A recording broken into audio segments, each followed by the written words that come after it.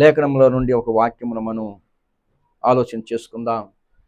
యోహాను రాసిన సువార్త 4వ అధ్యాయము 23వ వచనాన్ని. యోహాను సువార్త 4వ అధ్యాయము 23వ వచనం. అయితే యథార్థముగా ఆరాధించువారు ఆత్మతోనూ సత్యముతోనూ తండ్రిని ఆరాధించు కాలము వచ్చుచున్నది,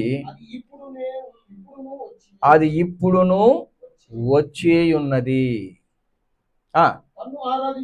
తన్ను ఆరాధించువారు అట్టివారే కావాలి అని తండ్రి కోరుచున్నాడు. చదవబడిన వాక్యమును దేవుడు దీవించునుగాక. క్రీస్తునందు ప్రియమైనటువంటి దేవుని బిడ్డలారా, చదవబడినటువంటి ఈ వాక్యమును మనం చాలా జాగ్రత్తగా ఆలకించాలి, ఆలోచించాలి, అనుసరించాలి.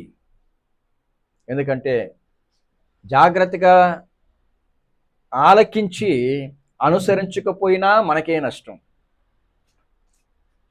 జాగ్రత్తగా ఆలోచించి దేవుని యొక్క మాటని నిర్లక్ష్యం చేసినా అది మనకే నష్టం.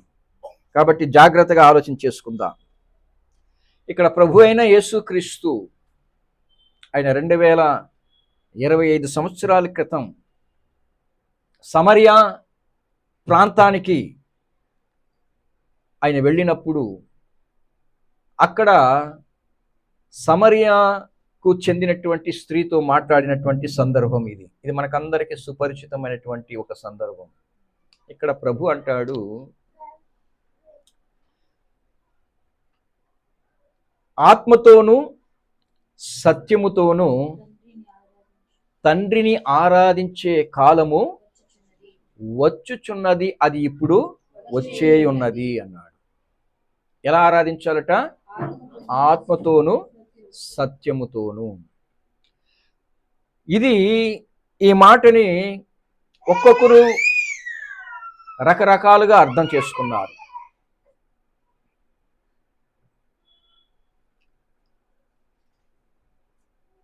అయితే ఆ రాయబడినటువంటి మాటని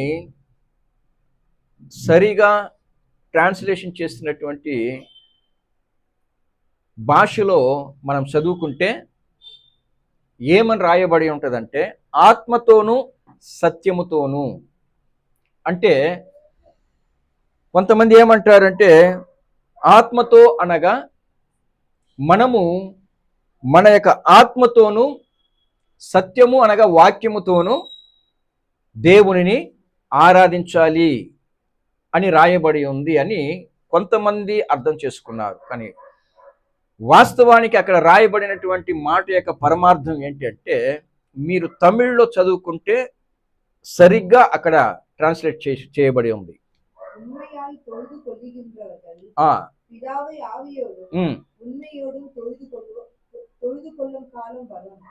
ఉన్మయోடும் ఆవియోடும் ఉన్మయోடும். ఇక్కడ ఆత్మతోను సత్యముతోను అని ఉంది. ఆవియోடும் ఉన్మయోடும். ఇక్కడ మనం సత్యముతో అన్నటువంటి మాటని తమిళ్లో మనం ట్రాన్స్లేషన్ చేస్తే సత్యతోడు అని రావాలి, కానీ ఉన్మయోடும் అని ఉంది. అక్కడ ఆ మాట చెప్పి యేసు ప్రభు కింద మాట ఏమంటాడంటే,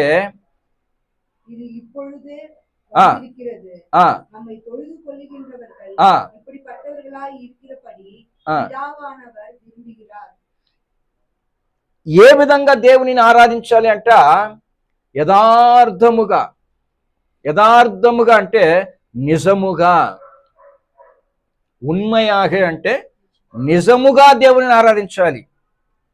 అప్పుడు నిజముగా ఆరాధించని వారు కూడా ఉంటారా? నిజముగా దేవునిని ఆరాధించిన వారు కూడా ఉంటారంటే బాడీ ప్రెసెంట్, మైండ్ ఆబ్సెంట్. దానినే నిజముగా ఆరాధించని వారు. అప్పుడు దేవుని యొక్క సన్నిధిలో ఉన్నటువంటి వారు మాత్రమే కాకుండా దేవుని బిడ్డలు ఎలా ఉండాలని దేవుడు కోరుకుంటున్నాడు? యథార్థముగా ఉండాలని కోరుకుంటున్నాడు. యథార్థముగా ఉండగలిగే వారు ఎవరు? ఈ భూమి మీద మనం యథార్థమును ఎవరి దగ్గర చూడగలుగుతాం? ఎవరి దగ్గర చూడగలుగుతాం? ఎవరి దగ్గర? పిల్లల దగ్గర చూడగలుగుతాం. పసిపిల్లల దగ్గర, వాళ్ళ దగ్గర ఎటువంటి కల్మషము ఉండదు.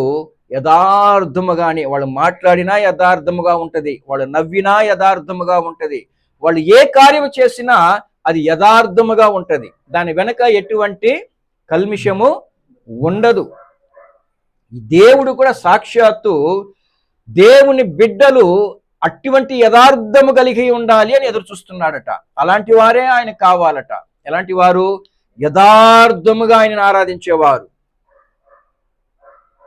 అందుకే అంటాడు, పసిపిల్లలను నా యొద్దకు వచ్చుటకు వారిని ఆటంకపరచకుడి, దేవుని రాజ్యము ఇలాంటి వారిది అన్నాడు. ఎందుకంటే పసిపిల్లల దగ్గర యథార్థం ఉంటది, అలాంటి వారే దేవుడికి కావాలి అని అంటున్నాడు. ఎందుకంటే ఈరోజు దేవునిని ఆరాధించే అందరూ కూడా యథార్థముగానే ఆరాధిస్తున్నారా అంటే లేదు అని లేఖనం మనకి స్పష్టంగా తెలియజేస్తుంది. యెషయా ప్రవచన గ్రంథంలో 29:13లో ఏమంటాడు? ఈ ప్రజలు నోటి మాటలతో నా యొద్దకు వత్తురు గాని వారి హృదయము నాకు దూరముగా ఉన్నది అన్నాడు. అప్పుడు దేవునిని ఆరాధించేవారు కేవలము పెదవులతో ఆయనని గణపరుస్తున్నారు కానీ వాస్తవానికి వారి హృదయము దేవునికి దూరంగా ఉంది. అంటే దాని అర్థం ఏంటి? వాళ్ళు ఏం లేదు, యథార్థత లేదు, యథార్థత లేదు. క్రీస్తునందు ప్రియమైనటువంటి దేవుని బిడ్డలారా, ఈరోజు దేవుని బిడ్డలు, అది సంఘమైనా సరే, కుటుంబమైనా సరే, సమాజమైనా సరే, యథార్థము అన్నది ఈరోజు లేదు. సంఘములో దేవునిని ఆరాధించేటప్పుడు మనం యథార్థముగా ఆరాధిస్తున్నామా అని ఒకసారి ఆలోచించి చూసుకోండి. నీవు ఇంటి నుండి దేవుని మందిరానికి బయలుదేరేటప్పుడు, ఇంటి నుండి దేవుని సన్నిధికి వచ్చేటప్పుడు నీ హృదయంలో ఎటువంటి కల్మషము లేకుండా, ఎటువంటి దురాలోచన లేకుండా, ఈరోజు నేను దేవుని సన్నిధికి వెళుతున్నాను, నా మనసులో ఏది ఉంచుకొనక మనసారా నేను దేవునిని ఆరాధించాలి, అక్కడ ఇంకా మిగిలిన ఏ ఆలోచనలు లేకుండా నా పరిపూర్ణ హృదయముతో నేను దేవునిని ఆరాధించాలి అని ఎంతమంది మనం వస్తున్నాం? ఎంతమంది వస్తున్నాం? ఇక్కడికి వచ్చిన తర్వాత అయినా మనలో ఎటువంటి దురాలోచనలు లేకుండా, ఎటువంటి తలంపులు లేకుండా, అంటే నేను చెబుతున్న మాటలు మీకు అర్థం కావాలి. మనలో ఒకరి మీద ద్వేషము లేకుండా, ఒకరి మీద కోపము లేకుండా, ఒకరి మీద అసూయ లేకుండా, ఒకరి మీద మత్సరం లేకుండా, ఒకరిని ఎటువంటి స్థితిలో కూడా నా హృదయపూర్వకముగా కూడా వారికి నష్టము కలగాలి అని అనుకోకుండా దేవుని సన్నిధికి ఎంతమంది వస్తున్నారు? సరే, వచ్చిన తరువాత దేవుని సన్నిధిలో నిలవబడి దేవుని వాక్యమును ప్రకటిస్తున్నటువంటి నేను, నాలాంటి బోధకులలో ఏ యొక్క మచ్చ, ఎటువంటి మరక లేకుండా దేవుని సన్నిధిలో దేవునిని ఆరాధిస్తున్నామా? సంఘములో విశ్వాసుల మధ్యలో భేదాలు చూపించే బోధకులు లేరా? సంఘములో విశ్వాసులను చిన్న చూపు చూసే ఉపదేశకులు లేరా? కానుకలు ఇచ్చేవారిని ఒక రకంగా, కానుకలు ఇవ్వని వారిని ఒక రకంగా ఈరోజు నడిపించేటువంటి కాపరులు లేరా? మరి దేవుడు కోరుకుంటున్నది ఇలాంటి వారినా? ఇంకా చెప్పాలి అంటే భార్య భర్తల మధ్యలో ఈరోజు యథార్థమైనటువంటి ఒక పరిస్థితి ఉందా? తల్లిదండ్రులు బిడ్డల మధ్యలో యథార్థమైనటువంటి ఒక పరిస్థితి ఈరోజు సమాజంలో కనబడుతుందా? అన్నాదమ్ముళ్ళ మధ్యలో యథార్థమైనటువంటి ఒక ప్రవర్తన ఉందా? నేను ఏ విధంగా అయితే బాగున్నానో నా సహోదరులు కూడా అలాగే బాగుండాలి అని కోరుకున్నటువంటి సహోదరులు ఉన్నారా? నా బిడ్డలు నేను నష్టమైనా పర్వాలేదు, నేను బాధలు అనుభవించినా పర్వాలేదు, నేను కన్నీరు పాలైనా పర్వాలేదు, నా బిడ్డలు క్షేమంగా ఉండాలని కోరుకునే తల్లిదండ్రులు ఈరోజు ఉన్నారా? తల్లిదండ్రులు సొంత బిడ్డలను నాశనమైపోవాలని కోరుకునే తల్లిదండ్రులు లేరా? తల్లిదండ్రులు వారు నశించిపోయినా పర్వాలేదు, నేను నా కుటుంబం బాగుంటే చాలు అనుకుని కోరుకునే బిడ్డలు లేరా? అంటే వీళ్ళలో యథార్థం ఉందా?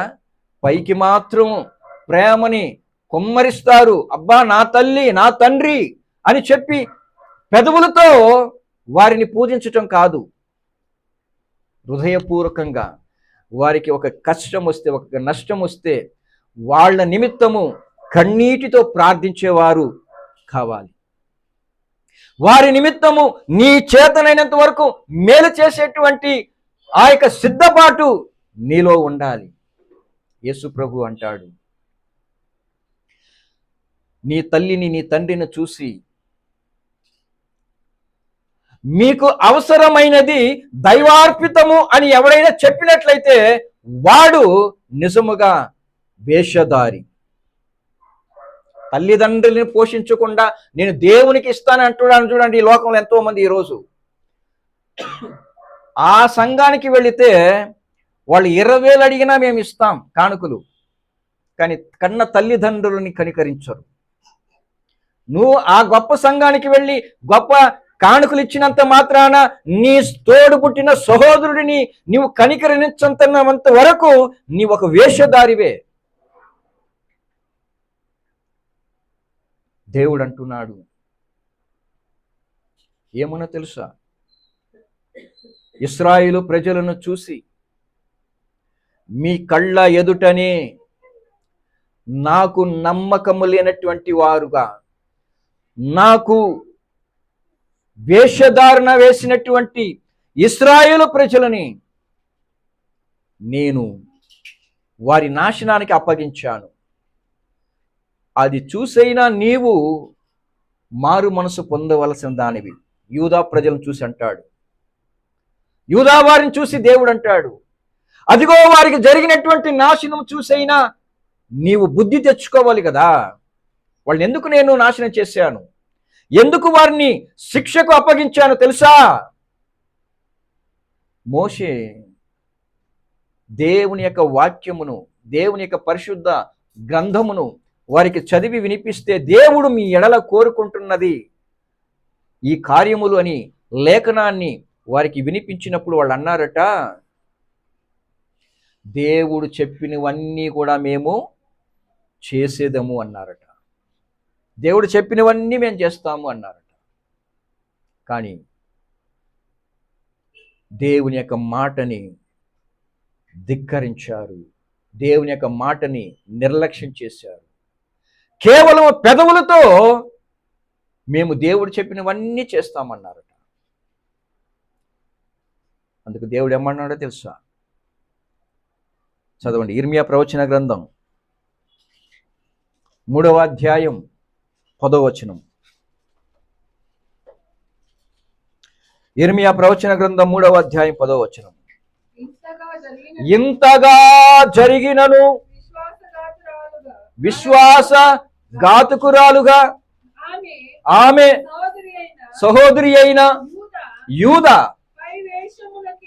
పైవేషమునకే గాని తన పూర్ణ హృదయముతో నా యొద్దకు తిరుగుటలేదు. పూర్ణ హృదయముతో నా యొద్దకు తిరుగుటలేదు అంటే కేవలము పైకి భక్తి కలిగిన దానిగా నటిస్తూ విశ్వాస ఘాతకురాలుగానే. ఎవరిని విశ్వాసఘాతుకురాలు అంటారండి? ఎవరిని విశ్వాసఘాతుకురాలు అంటారు? ఎంతో నమ్మకముతో పెద్దల సమూహములో దైవ సన్నిధిని అనుసరించి పెండ్లి చేసుకున్న భార్య భర్తకు మోసం చేస్తే ఆ భార్యను చూసి భర్త అంటాడు ఏమని?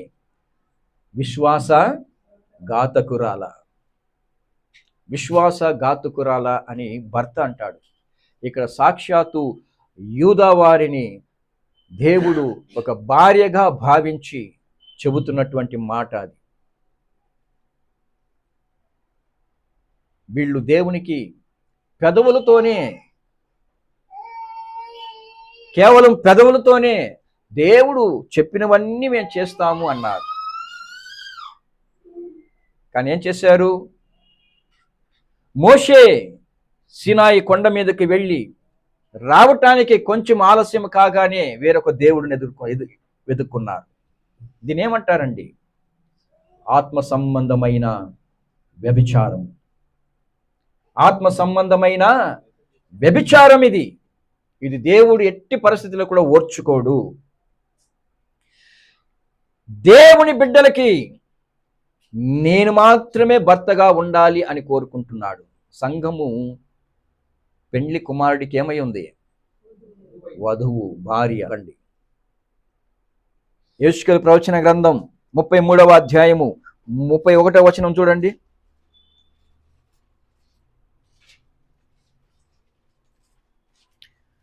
33వ అధ్యాయము 31వ వచనము.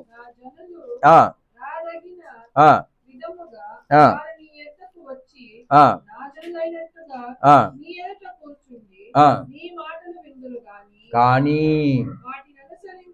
వాటిని అనుసరించి ప్రవర్తించారండి. దేవుని మాటలను ఏ సంఘమైతే అనుసరించి భయముతో భక్తితో ప్రవర్తించదో ఆ సంఘములో ఉన్నటువంటి ఎవరైనా సరే నష్టపాలవుతారు. సౌలు తాను చేసిన కార్యము ఎవ్వరు చూడలేదులే అనుకున్నాడు. సాక్షాత్తు దేవుడే చూశాడన్నటువంటి సంగతిని మర్చిపోయాడు. తాను చేసినటువంటి తప్పుని ఏ విధంగా కవర్ చేయాలనుకున్నాడు. మనిషి కావాలంటే పై రూపాన్ని చూస్తాడు, ఆయన హృదయాన్ని చూసే దేవుడు. సౌలు అన్నాడు, నేను దేవునికి వ్యతిరేకంగా ఏం చేశాను? ఆయన చెప్పినట్టుగే కదా చేశాను. మరి నాకు వినబడుతున్నటువంటి ఆ పశువుల స్వరము ఏంటి? ఆ ఎద్దు లేక కేకలు ఏంటి అన్నప్పుడు తాను చేసినటువంటి తప్పుని దాచిపెట్టలేకపోయాడు సౌలు. కానీ అప్పటికే ఏం జరిగింది?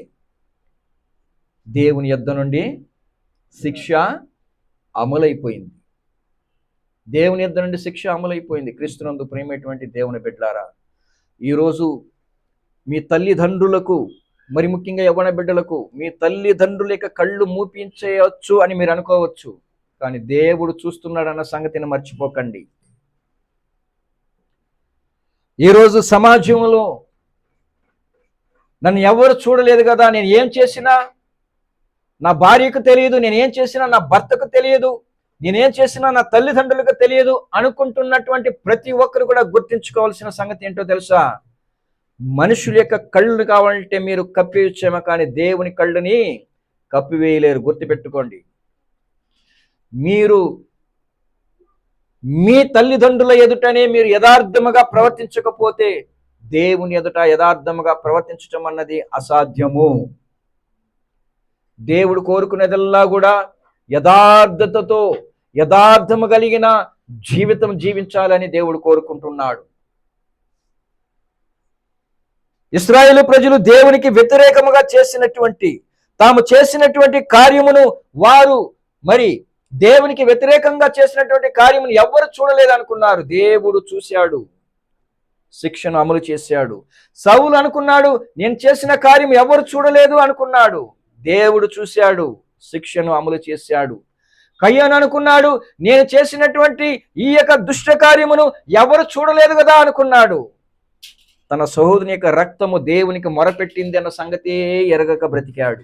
కానీ దేవుడు వచ్చాడు, శిక్షను అమలు చేశాడు. కయోనా నీ సహోదరుడు ఎక్కడా అంటే, నా సహోదరుడికి నేమైనా కావలి వాడనా అంటే దాని అర్థం ఏమనుకుంటున్నారు? జరిగింది ఆయనకి ఏమీ తెలియదు అనుకున్నాడు. అందుకే యేసు దేవుడు అంటాడు, నీవు మేలు చేసిన ఎడల నీ తలను నువ్వు ఎత్తుకునవా, పాపము నీ వాకిట పొంచి ఉన్నది. ఎప్పుడైతే నీ హృదయములో ఒక దురాలోచన వచ్చిందో, యథార్థము నీ యొద్ద నుండి వెళ్ళిపోయింది. పాపము నీ హృదయాన్ని ఆకట్టుకున్నది. క్రీస్తునందు ప్రియమైనటువంటి దేవుని బిడ్డలారా, ఎట్టి పరిస్థితిలో కూడా మనముగా పాపపు కార్యాలను తలబెట్టే విషయాన్ని విడిచిపెట్టడం మనకి క్షేమం. ఏ ఆలోచన అయినా మనల్ని పాపమునకు దారి తీస్తుందా, వెంటనే దేవునితో కూడా సమాధాన పడండి.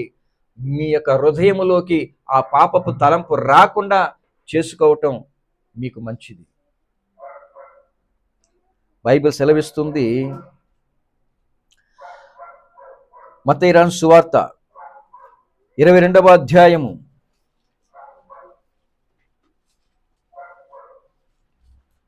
15వ వచనము.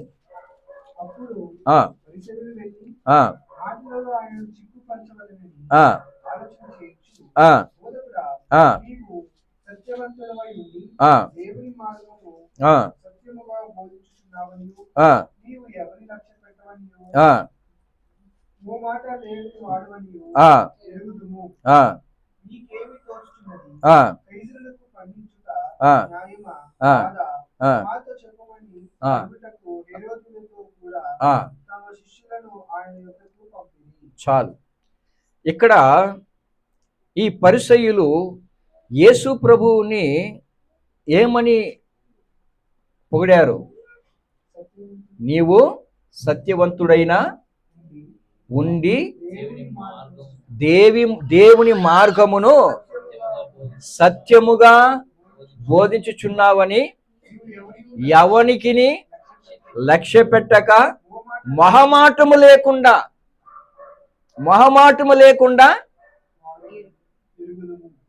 అంటే నువ్వు ఎలాంటి వాడువో మాకు తెలుసు అని వాళ్ళు మాట్లాడుతున్నారు. కానీ వారికి ఆలోచన ఏంటి?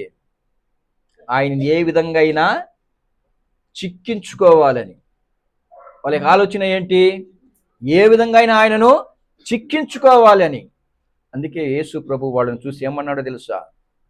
23వ అధ్యాయం మత్తయి రాసిన సువార్త 27 నుండి, అయ్యో వేషధారులైన శాస్త్రులారా, పరిసయ్యులారా, మీరు సున్నము కొట్టిన సమాధులను పోలి ఉన్నారు.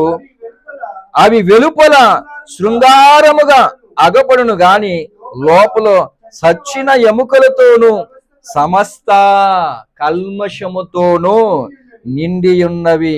అలాగునే మీరు వెలుపల మనుషులకు నీతిమంతులుగా అగపడుచున్నారు గాని లోపల వేషధారణతోనూ అక్రమముతోనూ నిండి ఉన్నారు. పైకేమో ఆయనను వచ్చి మంచితనంగా పొగిడినట్టే, ఆయనను హెచ్చించినట్టే, ఆయనను గొప్పగా మాట్లాడినట్టే మాట్లాడారు. ఆయన లోపల ఏముంది? వాళ్ళకి కల్మిషము. ఆయనను ఏ విధంగా అయినా మాటల ద్వారా చిక్కించుకోవాలి అని వారి యొక్క దురాలోచన. క్రీస్తునందు ప్రేమటువంటి దేవుని బిడ్డలారా, ఈరోజు దేవుని బిడ్డలముగా మనలో ఆ దేవుని ఎదుట యథార్థము లేకుండా మనము ఎన్ని తలంపులు పెట్టుకొని, ఇలాంటి ఎన్ని ఆలోచనలు పెట్టుకొని మనము దేవునికి ఆరాధన చేసినట్లయితే అది దేవుడు అంగీకరించడు. గుర్తుపెట్టుకోండి. ఏ ఒక్కటి కూడా మన హృదయంలో ఉంచుకొని మనము ఆయనను ఆరాధించినంత మాత్రము ఆయన మెచ్చుకుంటాడని మాత్రం అనుకోకండి. దేవుడు ఏమంటాడో తెలుసా? వేషధారులారా అంటాడు. వేషధారులారా, మీరు పైకి బాగున్నారు కానీ లోపల మీరెవరో తెలుసా? సచ్చిన శవము లాంటి కంపు కొడుతున్నారు. ఈరోజు సమాజం అట్టి పరిస్థితిలోనే మనకి కనబడుతుంది ప్రియులారా. దేవుని బిడ్డలని చెప్పుకుంటున్న క్రైస్తవులు ఈరోజు దేవుడు కోరుకుంటున్నటువంటి యథార్థము వారిలో లేదు. వాక్యం సెలవిస్తుంది. ఒకసారి ఆమోసు ప్రవచన గ్రంథం 5వ అధ్యాయము 18వ వచనం చూడండి. ఇక్కడ దేవుడు అంటున్నాడు, మీరు ఎన్ని రకాలైనటువంటి అర్పణలు, ఎన్ని రకాలైనటువంటి ఆరాధనలు నాకు అర్పించినను నేను దానిని అంగీకరించను అంటాడు. కారణం ఏంటంటే మీలో ఏం లేదు, యథార్థము లేదు. మీరు నీతిగా ప్రవర్తించుట లేదు. మీరు ఏ రోజైతే మిమ్మల్ని మీరు మార్చుకొని నీతి ప్రవర్తన కలిగి నా యొద్దకు వస్తారో అప్పుడే నేను మీ యొక్క బలులను, మీ యొక్క అర్పణలను అంగీకరిస్తాను అంటాడు. మరి ఈరోజు దేవుని బిడ్డలు చేస్తున్నటువంటి ఆరాధనలన్నీ కూడా దేవుడు అంగీకరిస్తున్నాడు అని ఎలా నమ్మగలుగుతున్నారు? ఈరోజు మరి సమాజములో బట్టబయలుగా వ్యభిచారము చేసి దేవుని మందిరములోకి వచ్చి దేవునిని ఆరాధిస్తున్నాము అని చెబుతున్న వారిని ఈరోజు వెనకబెట్టుకొని ఎంతో మంది వారిని సమర్థిస్తున్నారు అంటే వారి యొక్క ఆరాధన దేవుడు అంగీకరిస్తాడా? తన సొంత భార్యకి యథార్థముగా లేనివాడు దేవునికి ఎలా యథార్థముగా ఉంటాడు అని ఎవరైనా ఆలోచిస్తున్నారా? అయితే దేవుడు అలాంటి వారిని ఏం చేస్తున్నాడట? అసహ్యించుకుంటున్నాడు. క్రీస్తునందు ప్రేమటువంటి దేవుని బిడ్డలారా, అది ఒక సమాజమైనా, ఒక సంఘమైనా, ఒక కుటుంబమైనా, అది ఎక్కడైనా సరే దేవుడు అటువంటి వారిని అసహ్యించుకుంటున్నాడు. ఈరోజు అది దేవుడు అంగీకరిస్తున్నాడు అని అనుకొని ఈరోజు చాలామంది మోసపోతూ ఉన్నారు. ఆయన మన ఆరాధన అంతటిని కూడా ఆయన అంగీకరించాడు అని అనుకుంటూ తమలో ఉన్నటువంటి ఆ యొక్క వేషధారణను మార్చుకోక ఈరోజు చాలామంది మేము చేసేటువంటి ఆరాధనలు మరి మనుషులకి ఇంపుగా ఉన్నాయి, మనుషులు వాటిని మరి విని మేము చేస్తున్నటువంటి ఆరాధనలు అంగీకరిస్తున్నారు కాబట్టి ఇది దేవుడు అంగీకరిస్తున్నాడు అని చెప్పుకొని ఈరోజు మనుషుల్ని మోసపెట్టి మనుషుల్ని మభ్యపరుచుతున్నారు. కానీ గుర్తుపెట్టుకోవాలి, ఇదన్నిటికీ దేవుడు ఒకరోజు నియమించున్నాడు. ఆ రోజు జరిగేది ఏంటో తెలుసా? 21వ అధ్యాయం ప్రకటన గ్రంథం 21:8 వచనం చదవండి.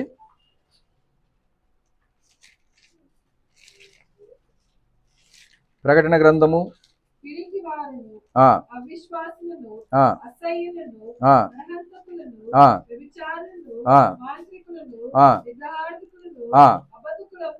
అబద్ధికులందరును అగ్ని గంధకములకు ఆమేన్ అంటే దాని అర్థం ఏంటి?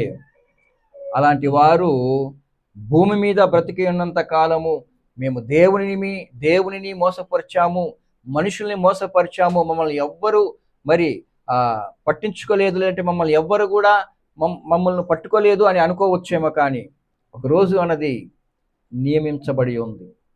ఆ రోజు దేవుని యొద్ద నుండి ఎవ్వరు కూడా తప్పించుకోలేరు. క్రీస్తునందు ప్రియమైనటువంటి దేవుని బిడ్డలారా, దేవుడు కోరుకుంటున్నది ఎవరినో తెలుసా? యథార్థవంతులనే ఆయన కోరుకుంటూ ఉన్నాడు. యోబు అంటాడు, నా యథార్థతను ఏమాత్రము కూడా నేను విడిచిపెట్టను అంటాడు. అందుకే దేవుడు యోబుని, అతని యొక్క జీవితాన్ని రెండంతులుగా అతడు ఆశీర్వదించాడు. ఈరోజు మనం ఆశీర్వాదాన్ని పొందుకోవాలా లేదా నిత్య నాశనాన్ని పొందుకోవాలా అన్నది దేవుడు మనకే వదిలేశాడు. కాబట్టి వీలైనంత వరకు దేవునికి మనం యథార్థముగా బ్రతకటానికి ప్రయత్నం చేద్దాం. మీరు దేవునికి యథార్థంగా బ్రతకాలని అనుకుంటేనే మీరు ఎవరిని మోసం చేయలేరు. దేవుని ఎదుట మీరు యథార్థంగా లేకపోతే ఇంక ఎవ్వరి ఎదుట కూడా మీరు యథార్థంగా ఉండలేరు అని గుర్తించుకొని దేవుని యొక్క సన్నిధిలో దేవుని మాటలను మీరు అనుసరించి విన్నంత మాత్రం కాదు, దేవుని మాటలను అనుసరించి దేవుని కొరకు మీ జీవితాలను సమర్పించుకోండి. దేవుడు మిమ్మల్ని దీవించు.